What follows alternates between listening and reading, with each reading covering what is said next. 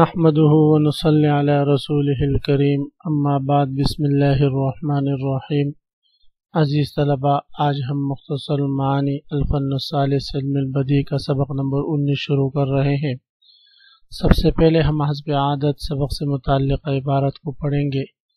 اور پھر سبق کا خلاصہ اور آخر میں عبارت کا ترجمہ اور مختصر تشریح ہم پڑھیں گے۔ عزیز طلباء، آج کی سبق کی ابتدا محسنات معنویہ کی ایک نئی قسم اللف والنشر سے ہو رہی ہے۔ آپ حضرات عبارت پر توجہ فرمائیے۔ ومنه أي من المعنوی اللف والنشر وهو ذکر متعدد على التفصیل او الإجمال ثم ذكر ما لكل واحد من أحد هذه المتعدد من غير تعيين ثقة، أي الذكر بدون التعيين لأجل الوثوق بأن السامع يرده إليه، أي يرد ما لكل من أحد هذا المتعدد إلى ما هو له لعلمه بذلك بالقرائن اللفظية بالمعنوية. فالأول وهو أن يكون ذكر المتعدد على تفصيل ضربان، لأن النشر إما على ترتيب اللف بأن يكون الأول من المتعدد في النشر للأول من المتعدد في اللف والثاني للثاني، وهكذا إلى الآخر، نحو من رحمته جعل لكم الليل والنهار لتسكنوا فيه ولتبتغوا من فضله. ذكر الليل والنهار على تفصيل ثم ذكر ما لليل وهو سكون فيه وما للنهار وهو الابتغاء من فضل الله تعالى فيه على الترتيب. فإن قيل عدم التعيين في الآية ممنوع فإن المجرور من فيه عائد إلى الليل لا محالة. قلنا نعم، ولكن باعتبار احتمال أن يعود إلى كل من الليل والنهار يتحقق عدم التعيين. عزیز طلباء، محسنات معنویہ کے اقسام میں سے ایک قسم اللف والنشر ہے۔ لف اور نشر کا لغوی معنی، لف کا لغوی معنی ہے لپیٹنا، سمیٹنا، اور نشر کا لغوی معنی آتا ہے پھیلانا۔ اصطلاح میں لف اور نشر اس بات کو کہتے ہیں کہ پہلے متعدد چیزوں کو اپنے کلام میں ذکر کر دیا جائے، خواہ ان متعدد چیزوں کا ذکر تفصیلی ہو یا اجمالی ہو،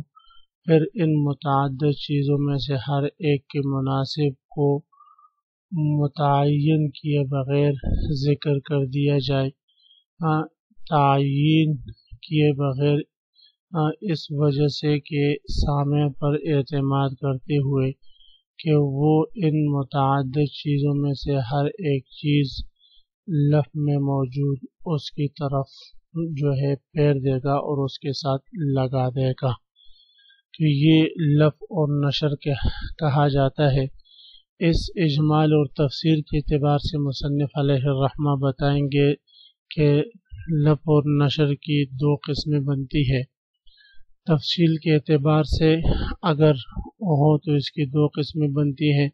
پہلی قسم وہ یہ ہے کہ نشر اسی ترتیب پر ہو جس ترتیب پر لف ہے۔ دوسری صورت یہ ہے کہ نشر جو ہے وہ لف کے ترتیب کے بالکل برعکس ہو۔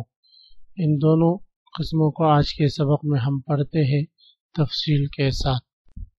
مصنف علیہ رحمہ فرماتے وَمِنْهُ مِنَ الْمَعْنَوِيِّ اللَّفُ وَالنَّشْرُ، محسنات معنویہ میں سے ایک لف ہے اور نشر ہے۔ اللف کا لغوی معنی بھی بتا دیا، لپیٹنا۔ نشر کا لغوی معنی ہے پھیلانا۔ مصنف علیہ رحمہ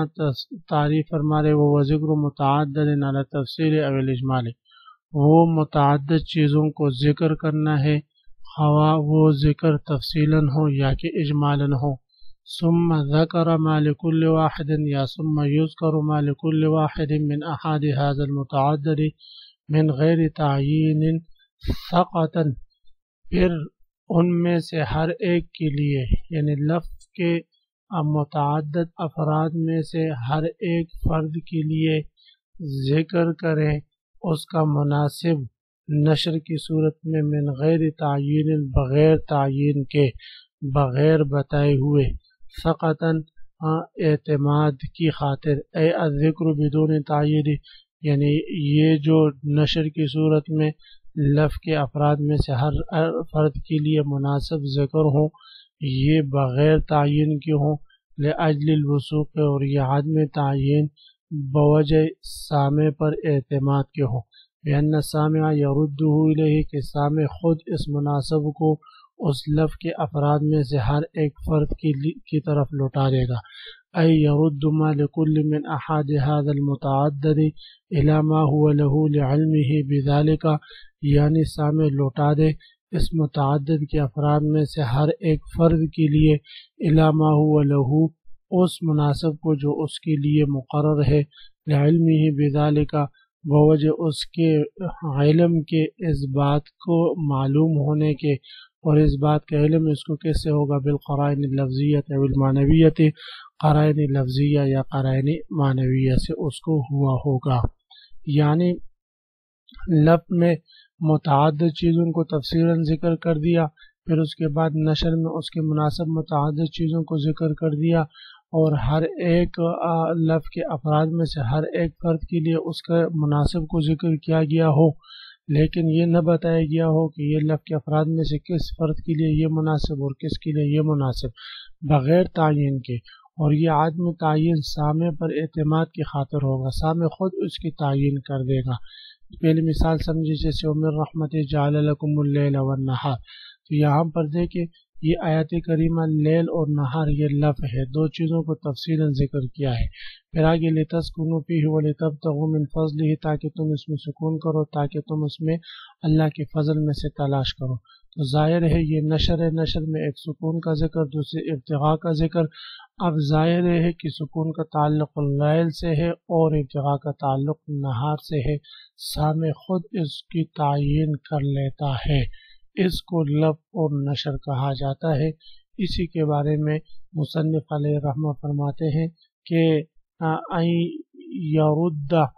ما لکل من احاد هذا المتعدد، کہ سامع لوٹا دے اس متعدد کے افراد میں سے ہر ایک فرد کے لیے جو اس کے مناسب ہوں، بوجہ اپنے علم کے، کہ اس کو علم ہوتا ہے قرائن لفظیہ یا معنویہ سے۔ فالاول، اب پہلی قسم، هو ان يكون ذکر المتعدد علی تفصیل، جس میں متعدد کو یعنی لفظ میں متعدد چیزوں کو مصنف علیہ الرحمہ نے یا متکلم نے تفصیلاً ذکر کیا ہو، یہ لفظ اور نشر کی پہلی صورت بنتی ہے جس میں لفظ میں متعدد چیزوں کا ذکر تفصیلاً ہو۔ اس کی دو قسمیں ہیں، پہلی قسم یہ ہے کہ لأن النشر اما علی ترتیب اللفظ، کہ نشر جو ہے وہ لفظ کے افراد کی ترتیب کے مطابق ہو۔ کیا مطلب یہ ہے کہ نشر کے متعدد افراد میں سے جو پہلا فرد ہے وہ فرد لفظ کے متعدد افراد میں سے پہلے فرد کے لیے ہو، اور نشر کے متعدد افراد میں سے جو دوسرا فرد یا دوسرا مناسب ہے وہ لفظ کے متعدد افراد میں سے دوسرے کے لیے ہو، اور نشر کے متعدد افراد میں سے جو تیسرا مناسب ہے وہ لفظ کے متعدد افراد میں سے تیسرے کے لیے ہو۔ یعنی جس ترتیب سے لفظ میں تفصیلاً متعدد افراد مذکور ہے، اسی ترتیب سے نشر میں بھی متعدد افراد کو اسی ترتیب کے ساتھ ذکر کر دے کہ اول کے لیے اول مناسب، دوسرے کے لیے دوسرا مناسب، تیسرے کے لیے تیسرا، چوتھے کے لیے چوتھے کے مطابق مناسب کو ذکر کیا جائے۔ بس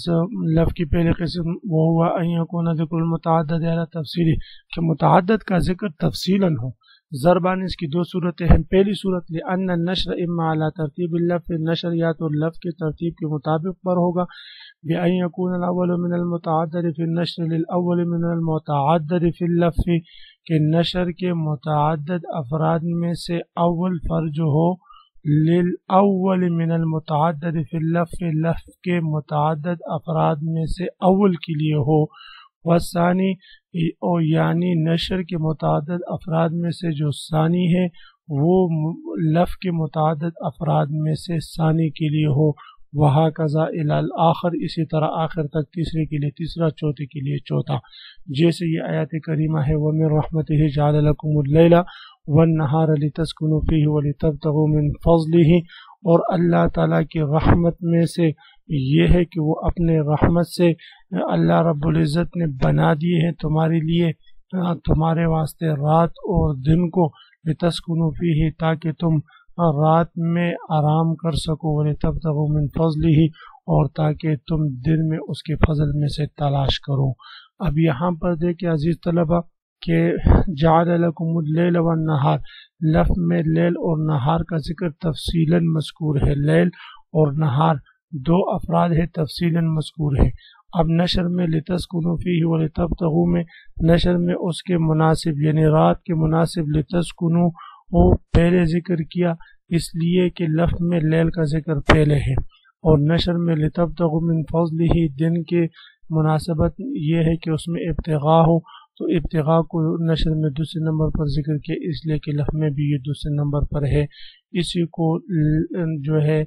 لفظ نشر جو تفصیلی ہوں اس کی پہلے قسم کہا جاتا ہے۔ ای ذکر اللیل والنہار علی تفصیل کہ لفظ میں اللہ رب العزت نے لیل اور نہار کا تفصیلا ذکر کیا، ثم ذکر ما لللیل وهو السکون فیہ پھر سب سے پہلے اس چیز کو ذکر کیا جو رات کے مناسب ہے یعنی وہ اس میں سکون اور چین حاصل کرنا، وما للنہار هو الابتغاء اور پھر ذکر کیا جو دن کی مناسب ہے وہ ابتغاء من فضل اللہ تعالیٰ کے فضل میں سے تلاش کرنا، فیہ علی ترتیب نشر میں اسی ترتیب کے مطابق۔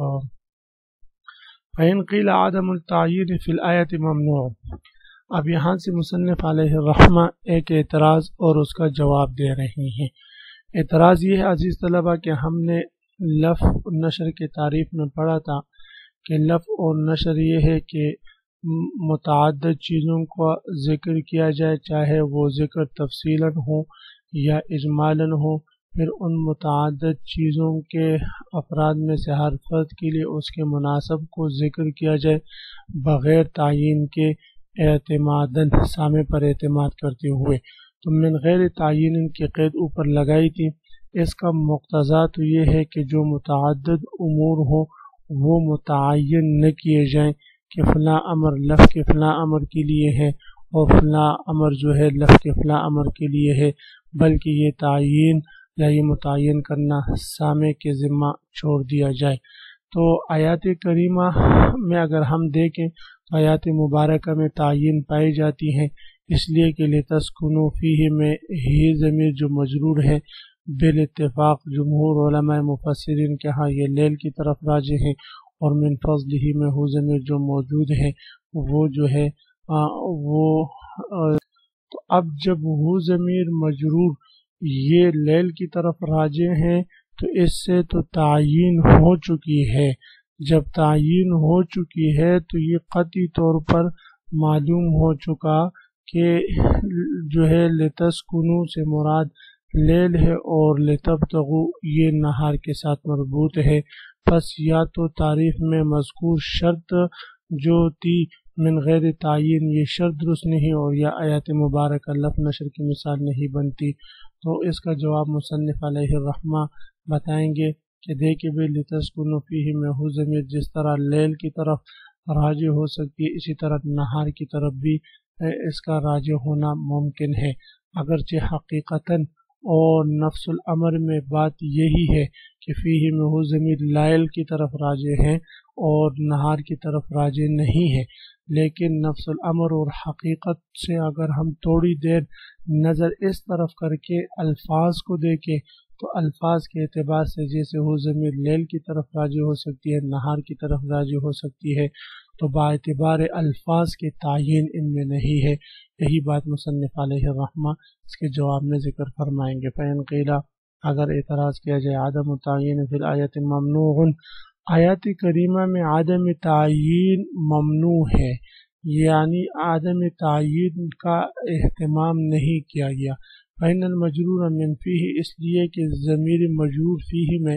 عائد الی اللیل لا محالۃ لیل کی طرف راجع ہے قطعی طور پر، قلنا ہم کہیں گے نعم یہ بات تو درست ہے،